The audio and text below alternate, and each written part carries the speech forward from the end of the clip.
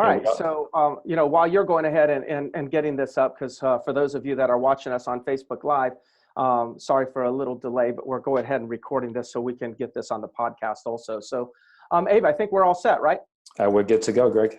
All right. Well, hey, short introductions. Most of you know Abe and I. Greg Harrelson, down in Myrtle Beach, South Carolina. Of course, this is my great friend and business partner and great agent, Abe Sapa, also in Myrtle Beach.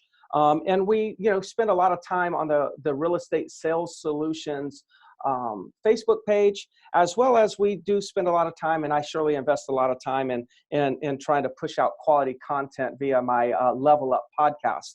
And today we want to talk about something that just came up at like 6 or 7 o'clock in the morning. I sent a post or I posted something on Facebook page, and it was very simple. It is, what is your goal for today? What is your goal today? And, my motivation was when I posted that on the Facebook page, my motivation was for me to put myself out there, state my goals, knowing that when I stated my goals out in the public forum, that, there's a level of accountability that comes with that. So I was very specific. So if you saw the Facebook post, it says, what is your goal today? And then I listed my goal, and I'll just go ahead and I'll read you my goals. I said 2 listings taken, 2 reductions, review 5 business plans, record 1 video. Hey, I'm recording a video right now. Record 1 podcast. Oh, I'm actually recording 1 podcast right now. And help an agent break through. Okay, so those were my goals. Well, the reason why I wanted to have this conversation is I started looking at everyone else's goals. I started looking at, what were other people posting? And, I see here somebody posted, need to list 4 cabins, negotiating competing offer, write up builder spec sheet for 10 new building or builds. That's cool. Very specific. I saw here, get old leads in Contact Junkie. So, okay, I like that. Now, this is where the conversation in my head started forming. It's like goals. Some people, when you ask their goals, they will give you something very specific, which can be measured. And some people, when you ask what their goals are, they give something that is not that specific and it's impossible to measure. So for somebody that says, get some old leads in Contact Junkie campaigns. Now that's fantastic, but how will you know? Is that 1 lead or 1,000, 1 million, 20? Like at the end of the day, how will you know? All you have to do is get 2 old leads into that CR or into that platform. And next thing you know, you can check it off your list. Or you could get 100 and say, gosh, I didn't, and check it off your list. In other words, there's nothing measurable about it. And I wanted to talk about that because, Abe, I noticed that it started with, at one point that you put your goals on there, and then I chimed in and I said, can you be more specific? And can you say something that's measurable? And as I'm looking through the thread, there's plenty of people posting that they're not being specific and they're not setting goals that are measurable. And I want to talk about what's really going on. So first of all, Abe, sorry I got long-winded as an introduction. Right. I wanted to set this up, but what are your thoughts on this? And let's go ahead and dive deep into it. Absolutely. I think it's a great topic, especially going into the new year right now. I think it's important for people to understand the process of goal setting and how to really position themselves to actually achieve those goals. So yeah. I bit when you posted that, my first reaction was, I wanted to comment, and the first thing that came to my mind is what I put. So in hindsight, when you followed up with the repeat question, it really got me thinking that, my instinctual reaction was to just kind of post something that was vague. There was no thinking whatsoever behind it. There wasn't a way, there was no intention of trying to avoid accountability, but subconsciously I put something that was really vague. And I'm glad you followed up and asked me about it, which got me thinking about this whole process and I made it more specific.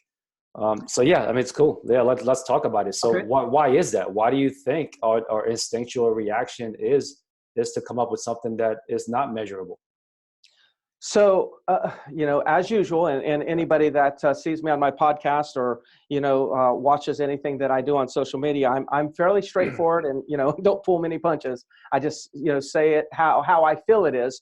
I don't know that I'm right or wrong, but I surely have an opinion. And I think it's very simple. I think that we as human beings are very afraid of three things. We're afraid of looking bad, we're afraid of looking stupid, and we're afraid somebody may feel like we have no integrity. See, when you actually say, I have a goal, my goal is to tie up some loose ends. My goal is to put old leads in contact junk. It's not measurable. So it passes the test of you stated a goal. It passes the test of looking good, but it stops right there. Because what's happening, and I think this is subconsciously, we subconsciously kind of get one foot out of the box, but we don't get both feet out of the box, meaning we'll say something vague, but we strategically make sure it can't be measured so then nobody can judge us. See, when you're specific and measurable in your statement of your goal, then it's going to be judged. Now, I'm not saying judge that like people probably don't even care, Abe, about me and you, but the fear of being judged. If I say I'm going to get 2 listings and I only get 1, well, we know because it's measurable, it's going to be judged. I mean, let's think of sports, okay? Let's think of the Olympics and think of gymnastics. There are judges that are going to judge every single move. They know that this one gymnast, they know the routine. They know the difficulty of the routine. They know on the floor exercise, she's going to do this, and then this, and this, and this. And they judge every single move. It's very specific. The presentation is going to be very specific, and there's people judging that. Now, there's a lot of people that could not handle that stress and could not compete at that level because they couldn't handle being judged every single move. So when you put out a goal that's specific and measurable, it's judged. Not judged as people are looking for you to fail or looking for you to succeed. It's just you're putting yourself in a position to be judged, which means you could fail and you could succeed. So people know if they're specific, it's going to be judged. And if it's judged and they actually don't reach their goal, then they are perceived as failing. That goal. And that's what we're avoiding. So people that are sitting here making goals and they're not specific and measurable, they're really resisting putting themselves in a position to succeed or fail. And that is the exact thing that's keeping people from going to the next level. They're playing it too safe. I'll admit right now, I put on there I was going to get 2 listings. One of the listings that I was going to get was an appointment that I canceled. And I knew it was a laydown, but I canceled the appointment for reasons that I feel were right. I didn't feel like this was a perfect client for me to be working with. I am not going to get 2 listings today because I gave one of them back. Now, judge me all the way to the top because believe me, that's just part of the process. I'm going to set goals and I'm going to reach some of them. I'm going to set goals. I'm not going to reach some of them. And then I'll make it to the top. I'm not going to play it safe in my statements of the goals. Absolutely. I think everything you mentioned is right on point.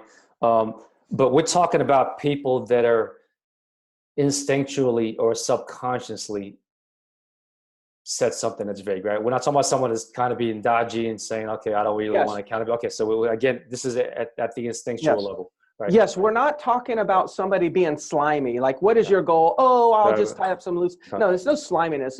We're assuming everyone is completely sincere. And when they stated their goals, they really meant for that to be their goals.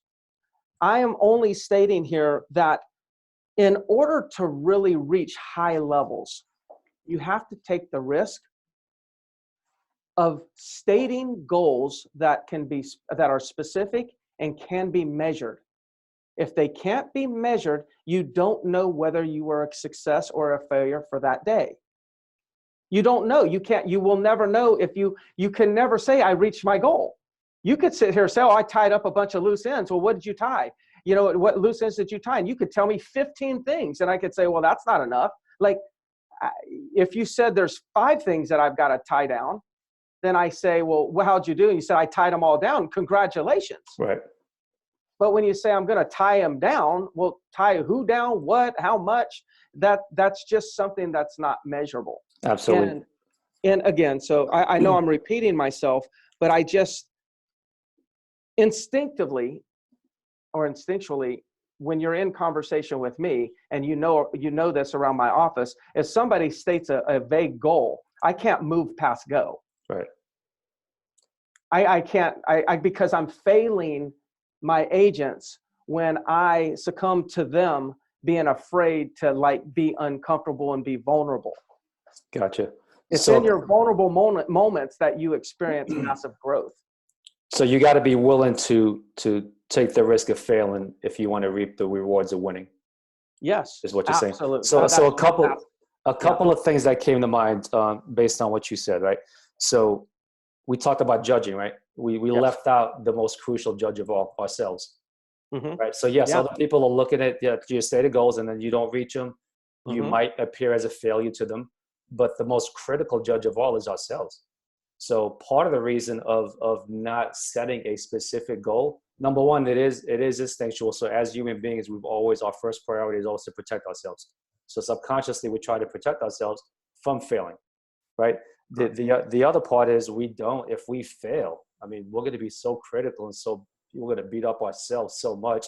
I think that's a big reason why we don't, as human beings, or we try to avoid setting specific goals, right? So the beauty of it is, so if we know instinctually we're going to try to protect ourselves going in, then maybe when it comes, and again, it's a suggestion, I'd love to get your opinion on this.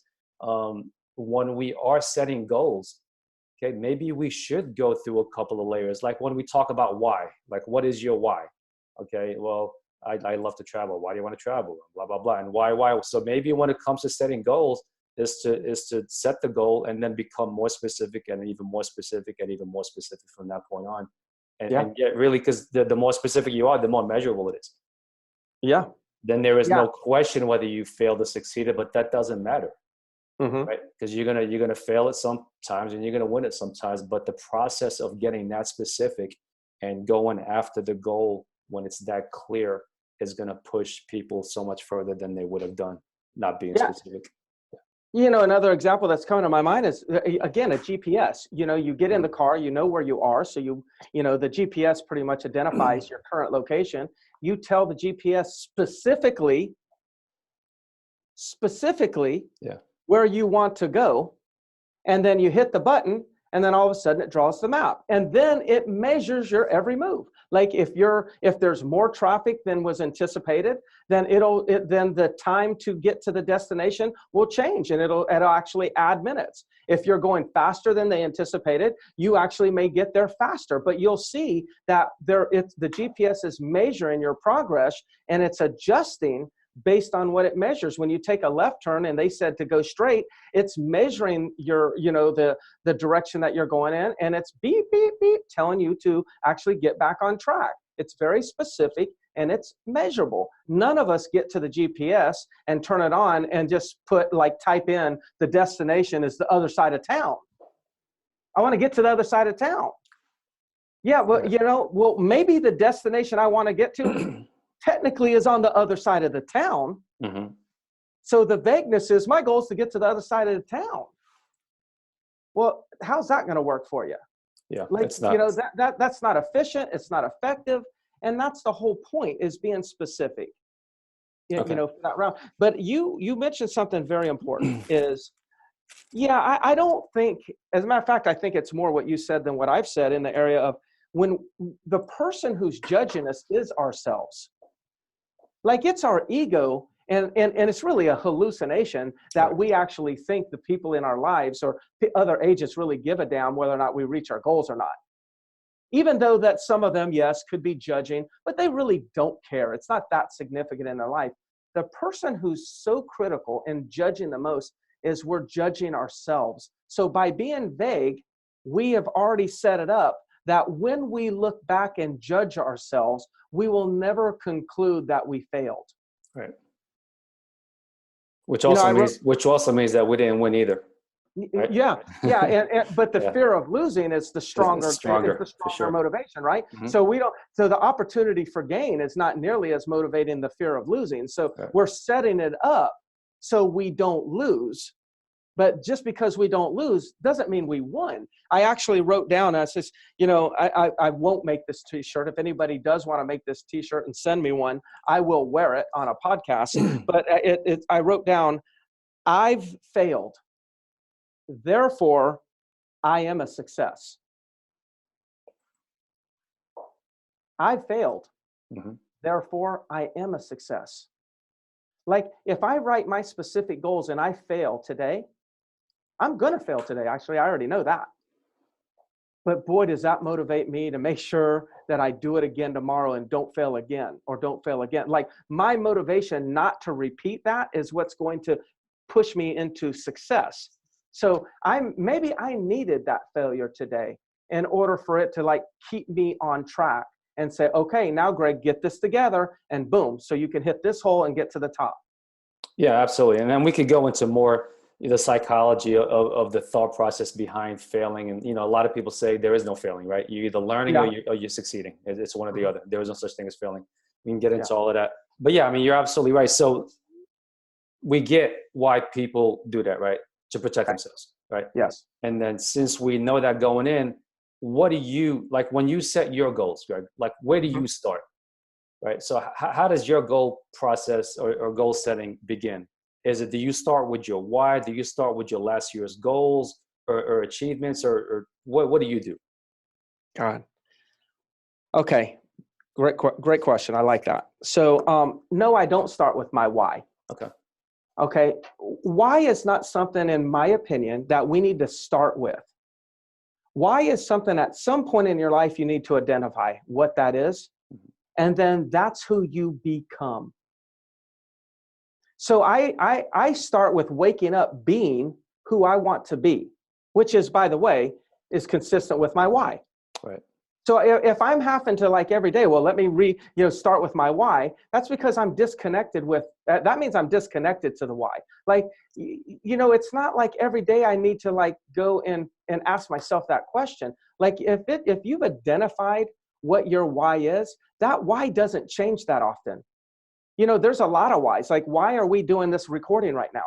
Because I want to have an impact on the real estate industry. And why? Because I want to just help all these agents? No, because it makes me feel good when I am helping other agents. Helping other agents is just me using agents to actually feel good about myself. That's the reality. And that's just kind of a transparent way of describing a portion of my why. It's much broader than that. But so when I wake up every day, it's why you'll see, why did I post that? Because I wanted to be a contribution. Why did I then turn around and read some of the posts and now we're on a video? Because I wanted to be a contribution. Like I didn't have to like start my day asking, well, what's my why today? No, it's who I am. So I start off with who I am. And I'm very clear on that. So it's a being choice in the beginning. Then once that happens, it's what do I want? Like, what do I want? It was just a game. I'm like, I'm just going to get 2 listens, 2 reductions. I'm going to do this. I'm going to do that. I'm going to do that. Not a lot of thought to it. It's like I could have created 10 more variations of a goal. Right. And if I'm in pursuit of reaching that goal, who I'm being and who I'm becoming while I'm going for that goal is what brings success. Gotcha. I could have said 5 listings. I could have said 1 listing. The goal itself didn't really matter as much as the process of stating a goal that I would judge myself by, and then I put it into the public domain and got thousands of people looking at it. I put myself in a vulnerable position. So that person you're being is going to determine what you want anyway, right? So that's already automatic. So it's as simple as starting with what do you want, right? And again, it could be anything. So now, and then from there, you make it specific, right? So based on what you want, you get as specific as possible. So yeah, we back it all the way down. I want to do 100 deals. Well, how many contacts? We back it all down. At some point, you got to know what the the big number is, and then you back it down. In my opinion, we should be backing it down into a daily or at most a weekly goal. So we reverse engineer what our daily goals need to be. Okay. Well, here's a question that comes to my mind, because I know this comes up in many conversations when you discuss goals. And I know your answer. I know what you're going to say, but I want the people out there to hear it. How much does your past performance impact your wants today? Right. So, I mean, you said 2 listings, right? If Yes. you were a person that never got 2 listings before in your life in one day, would that have impacted not Greg Harrelson, but the average agent out there? So should they be thinking about their past performance and what in their world is possible and not possible when it comes to setting goals? Like, so how achievable should it be? Well, listen, if somebody's done it, then it's achievable. Okay. So you could take like a Kevin Mills in our office. Mm-hmm. I mean, I don't know how many listens has he taken in a month? I mean, I'm sure he's had months where he's had over 30. How many listens did you take this month? 28. 28. Okay. So there's somebody that's saying that 5 listings in a month is not achievable. So that's all bullshit. Like, any number is achievable. What has to be figured out is, are you willing to put in the effort and make the sacrifices that it requires to achieve that number? Right. And so here's the challenge, and this is, you're really touching on something pretty, that's very important, and that is, what I heard you ask, Abe, was this. I heard you ask this question: is, should my past performance influence what I believe I can achieve and what I state as tomorrow's goal? Like, if I've never done 2 listings in a day, then, should the fact that I've only done 1 listing in a day, should that influence the goal that I state? Or because I've done 2, does that influence what I believe I can do? The answer is no. So there's 2 ways. When you set the goal, there's 2 types of people, or two ways that people tend to set their goals. Number 1, they look through the rear view mirror. They look back and say, well, this is what I've done in the past. So if I add a little bit on top of that, so, I've gotten 5 listings in a month before. So, let's just say I had a 20% increase, that would be 1. So my goal should be 6 listings, because I've done 5. And if I increase it by 20%, shoot, that would be huge. So my goal should be 6. I'm saying, no, that's the wrong way. You're looking through the rearview mirror to actually determine where you're going in the future. I mean, get in your car today. Please don't do this. But imagine getting in the car today and trying to drive forward by only looking in the rearview mirror. You would crash. You can't move forward if you're always looking behind you in the rearview mirror. So the second option for setting your goals is looking through the windshield. Look through the windshield. Like, you determine what you want. Where you've been in the past, when you're looking through the windshield, doesn't really determine where you're going, because you can actually say, I'm going to take a right, I'm going to take a left, I'm going to go straight, I'm going to go uphill, I'm going to go downhill. Looking through the windshield, you have unlimited options. Looking through the rearview mirror limits you.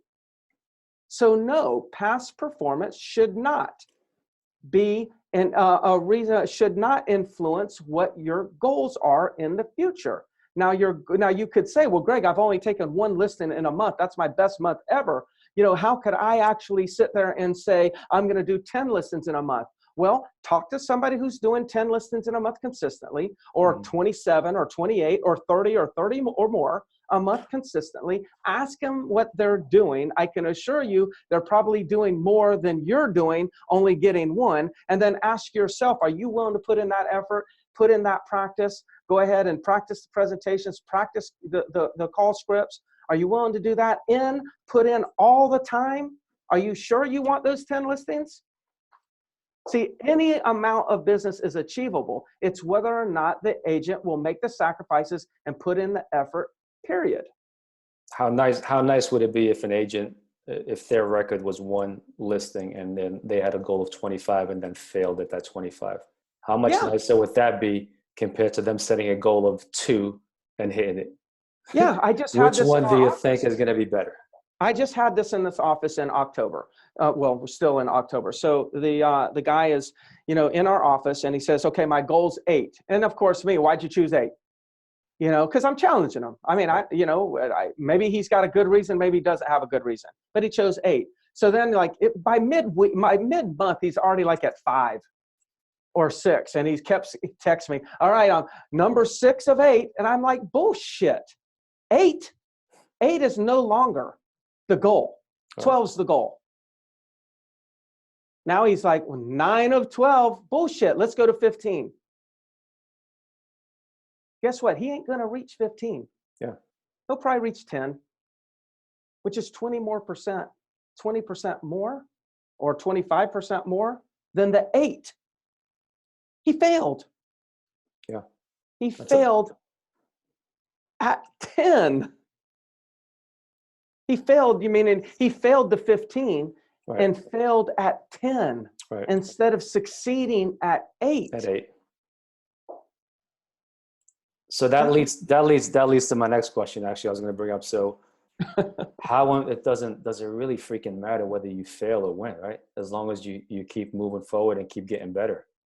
Right? The reality is who the hell even invented the word fail? Yeah. That's the key. It's like, what does that even mean? Like, what a disservice that that's been done to to mankind by even bringing that word into existence. Now, it's kind of like the word sour. It's like, okay, I guess if we didn't experience sour, then maybe we wouldn't experience the joy of sweetness. So I guess there's got to be that like flip, the flip of the coin where it's like sweet. Would you really enjoy sweet if you haven't experienced sour? Would you really enjoy the benefits of success if you didn't really face or touch or taste or feel, a failure? Like for me, that's all it's worth. It's only worth the value of contrast. But the meaning of it is so insignificant. But we don't look at the term failure and just experience the contrast between failure and success. We look at failure as we're afraid of it. No, you should welcome tasting sour every once in a while. It will make the Jolly Rancher taste that much better. Mm-hmm. Gotcha. Now, also, you mentioned, so we talked about, setting a goal that you want, breaking it down to something small. Okay, that's easily measurable, right? Don't base it on past performance. Base it on any goal that you can possibly think of, right? Doesn't really matter whether you win or fail as long as you're moving forward and getting better. And then the next thing is you kind of touched on, and I think this is really important, is it's not etched in stone, right? It's adjustable, right? So if you started off at 8 goals, okay, and 10 days into the month, you're already at 6, you don't coast the rest of the way because you're going to hit it, right? So adjust it up to 12 or 15 or 20 or 50 or whatever the number is, right? Yeah. So make it where it's adjustable. And I just thought of, something that I didn't think of going into this, but I just thought of it now because I do this every single month. Tony DeCello calls it the 15 protocol. So the 15th of every single month is when I sit down and I'll look at my numbers and say, okay, where am I relative to my goals for the month?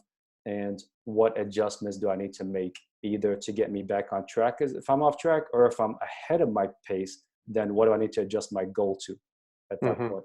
So adjustable, right? You got to be flexible with it. Yeah. The GPS is. Yeah, absolutely. Look, I mean, here's one thing I know for sure, that don't be attached to how it looks. Like if you're attached to, I'm going to get 8 listings, and then you get 8 by mid-month, or, with one less week over, then you're like, oh my God, I can't even go back in the office because God forbid I take 9. Like no, it's got to be 8 because I said it was going to be 8. So I can't do 9. Yeah. No, of course it's flexible. Like it's a guide. It's a guide. That's all this is. Now, 2 things that I wrote down is like, one is, about failure and success. And, I was thinking about my children for a moment. And for those of you that have children or even have ever seen a child, which should be all of us, Think about when they were going from crawling to walking. Think about being, you know, if you're a parent or you're an uncle, and you think about like, well, remember when that one child, little Susie, went from crawling to walking? Like little Susie was wobbling on her knees, and then she got her hand and put it onto that coffee table and was like way out of balance and then fell. You know what you did. You're like, oh, you celebrated that child's failure. Mm-hmm. And it was the celebration of that failure that helped that child go from laying on their back to walking in 12 months. Think about the breakthrough of going from like not being mobile to walking in 12 months. That's a quantum leap when it comes to how advanced this person, how much they advance in such a period of time. And think about like how we would celebrate those failures. But then when it no longer becomes cool to fail in front of your peers, and all of a sudden we start like playing small, look at how long it takes for us to advance to the next level. Like when we were a child, when it was cool to fail, we advanced to the top. We became top producers in walking like in no time. But now that it's no longer cool to fail and everyone resists it, it takes us forever to just go from like 25 deals to 40 deals. Mm-hmm. You should be able to go from 25 deals to 60 deals in 2020 or in the next year, no problem at all. But you would have to celebrate your failures, not let that bother you, and keep moving forward. Right. That's the one thing. The other thing that I put down here is, you know, if there was a question being asked and it was, Greg, from your experience, why the hell is this really happening? What's lacking in us, or what's lacking in the industry? And here's what's really lacking: accountability. When I put my goals on the Facebook page, I was screaming, hold me accountable, world. Hold me accountable. Now, I'll say this, and most people that are listening, they'll do it now, but very few people are going to ask me on my Facebook page, how did you do? Right. But that's what that Facebook should be doing. Yeah. We should be asking every single person, how'd you do? How'd you do? How'd you do? And if they're being honest, some people will say they succeeded. Some people, they'll say they'll fail. And then tomorrow they post their goals again. Guess what? They'll work their butts off not to have 2 days in a row where they fail. And then we'll all rise up and level up together. But it's like accountability, that, yeah. Period. Mm-hmm. It's accountability, and the not wanting to be accountable, or engaging or putting accountability into your life, wrapping that around your goals, and you will get to the next level. I mean, people say, well, Greg, how do you have all these agents producing at such high levels? It's because I'm holding them accountable. Every day I show up in the office, and I'll just give you that look like, I've seen that. Yeah. Yeah. And like that one look right there, that's accountability. Now I might get the finger when I turn my back, I'm sure I get, oh, Greg's in one of those moods, whatever people are saying. I've given that. Yeah, there you go. But we're all leveling up because of it.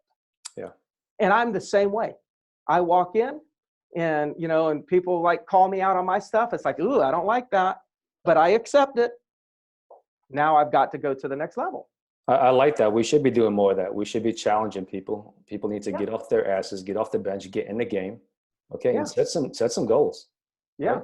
What is it that you want? Put it out there, and then let's hold each other accountable for it. That's the only way to grow. Yeah. I agree. So, all right. So I think Abe just volunteered to put his goals out there. Let's blast him every single day. How'd you do? How'd you do? How'd you do? And then it'll catch on and start a trend from there. Yep. My goal is to tie up some loose ends. Hey, okay. So how far out should we do goals, right? So are we talking, should people be doing, I mean, because there's all kinds of different things. Okay. You've heard of BHAG, you've heard of SMART goals, all kinds of different ways to set goals, 5-year plan, 10-year plan, vision, blah, blah, blah. Like what should, like right now, 2020 is going to be here in no time, right? I'm already preparing for 2020 and having a kick-ass year. So should people be doing a 1-year goal, And then of course, break it down to a 1 month, a quarter, then a 1 month, then a weekly, then a daily, right? Or should they be thinking more than 1 year? Well, I What are think your you should. thoughts? I think everybody should have a 5-year vision. Okay. Okay. And so I'm not going to say a 5-year goal. Right. Vision. Because, it's not going to, in 5 years, shit, if you set a 1-month goal, it probably doesn't look the way you thought it was going to look. Right. Set a 5-year goal. It's not even going to, it's a fantasy that it's going to look that way. And not looking the same way is okay. It's just like, we don't want to start like fantasizing. We want to like, really start visualizing and creating vision, statements. So I would have a 5-year vision. And it would be very broad. Like, I'd like to own the market, have the most market share of any company in the state of South Carolina. Okay, that would be a vision, right?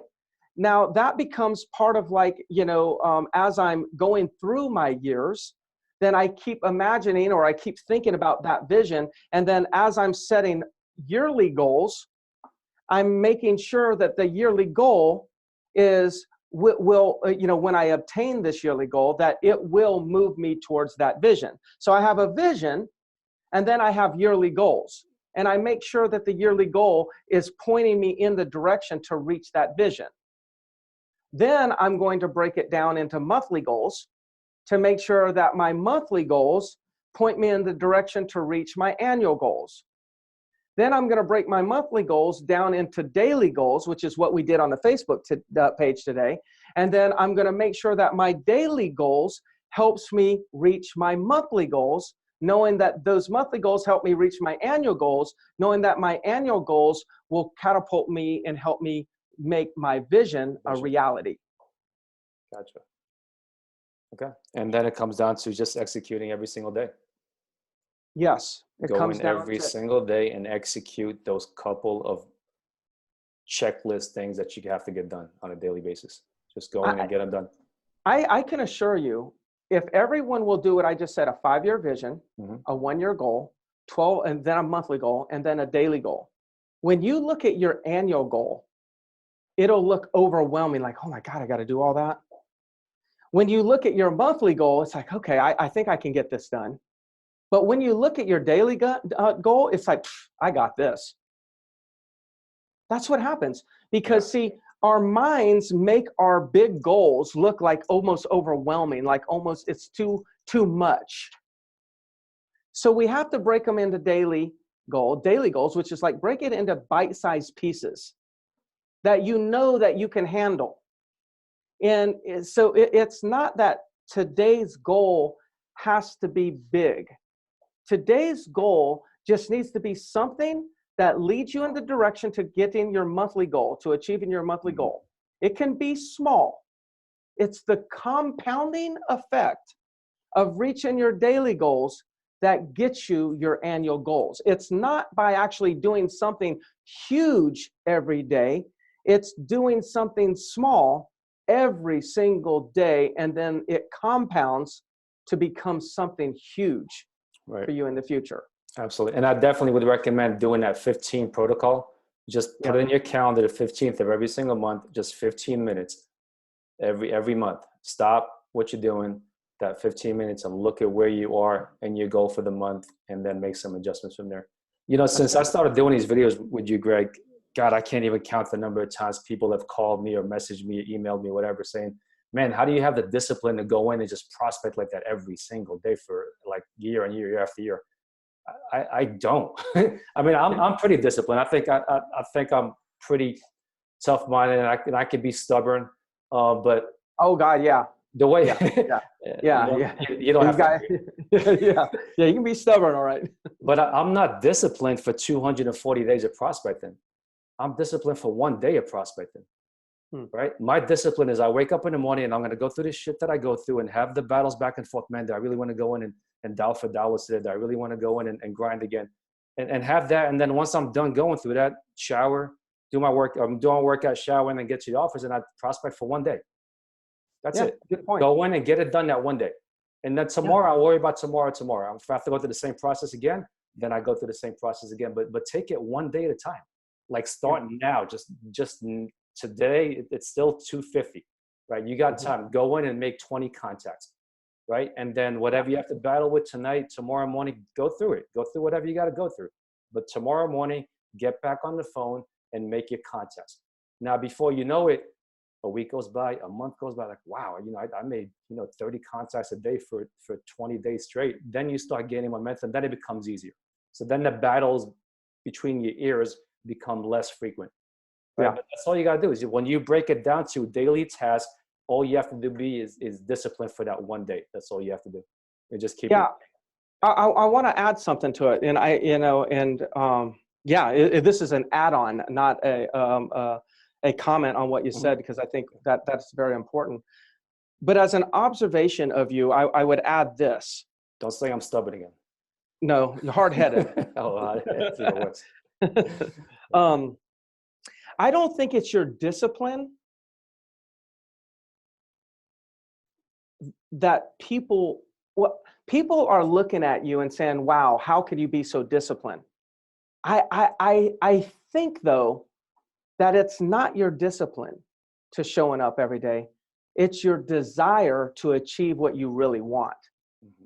It's your desire to have a life that by design. It's your desire. You've designed like a way that you want to live your life, and you have a desire to live that life that way. And you've figured out that, sometimes I have to show up every day. Not sometimes. I have to show up every day and kind of work a little bit in order to achieve this thing that I desire so much. I don't think it's discipline that's getting you in every day. I think it's desire to have something much bigger that gets you in every day. Okay, that's a good point. Yeah, for sure. I think it's the desire to travel and all those other things that you like to do that get you there. So, you sent a text to Brendan and I today, or I know I was on, I think Brendan was on it. Do you remember what that text was? Because it's pretty good. Let me look it up. It was actually, it's the book Relentless, which we both read. Yes. I just started it again for the third time. I'm on it again. And Ron Grover, what's his name? Tim Grover. Tim Grover. Okay. Yeah. Let me see if I can find it real quick. Yeah. You put out that text, and I think it's relevant to this. Yeah. Cause I actually posted it on my wall on my station this morning. Okay. Yeah. It was pretty memorable, huh? You got it memorized. Well, I didn't memorize it just yet. I just posted it this morning. I was running this morning, and then I heard it, and I recorded it on my voice memo recorder. Got it, and then texted it. Okay. And I'm gonna paraphrase. I can't find it right now. I got too many damn texts to go through. Basically, what it says: let the desire of what you want be so powerful that the work to get there is irrelevant. Something along those lines. I got it. I'm paraphrasing now. Okay. Here it is. This is a quote from Grover from the book Relentless. Yeah. Crave the result so intensely that the work becomes irrelevant. And I think that's kind of what I just thought of when I used the term desire for you. It's like the discipline, I get it, and yes, you demonstrate that. But the work becomes irrelevant when what you're craving at such a high level of intensity that it's like the desire for the gain burns hotter in your heart than the fear of the pain. Yeah. When the desire for what you want to gain is that flame's burning hotter inside of you than the fear of the pains you have to go through, that's when you achieve some amazing things. Absolutely. And I think that was fitting that we talked about that this morning. And even not just the fear, even the pain itself. Yeah. If the desire is bad enough, you're willing to go through the pain. Absolutely. Yeah. All right, man. Well, I think good stuff.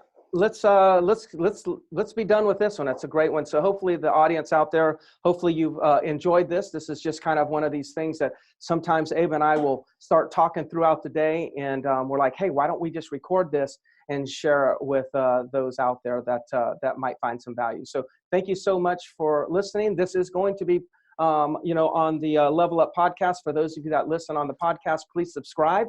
That will help us out quite a bit. Please leave a review. I would love for you to leave a 5-star review, but like my friend Pat Hyven said, leave any review. Any review is good. You want to leave me you want to leave a 1-star review and talk trash about Abe? Go ahead and do that. Leave the 5-star reviews for me. All right, Abe, that's always it. always a pleasure. All right, buddy. All right, man. Have a good one.